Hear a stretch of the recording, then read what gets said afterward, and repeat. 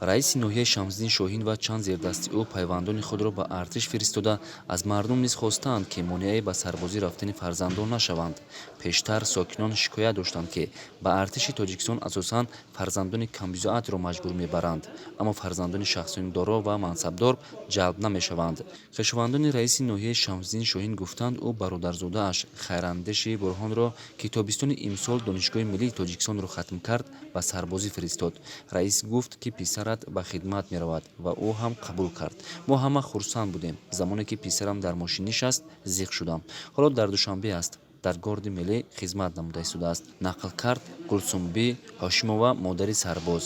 муовини раиси ноҳияи Шамсиддини Шоҳин ва раиси комиссиони даъват ба артиш рӯзи 19 октябр писарашро ба хизмат гусел кард. фарзанди дуюмам Сабзаалӣ Олим ба хоҳиши худаш ариза навишта, мехоҳад дар сафи қувваҳои мусаллаҳ хизмат кунад, гуфтааст ӯ.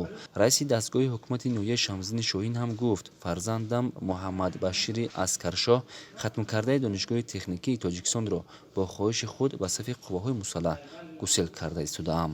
ман имрӯз фарзанди худ Муҳаммадбашири Аскаршоҳ хатмкардаи Донишгоҳи техникии Тоҷикистонро бо хоҳиши худаш ба сафи қувваҳои мусаллаҳи Ҷумҳурии Тоҷикистон барои адои хизмати модар ватан гусел карда истодаам.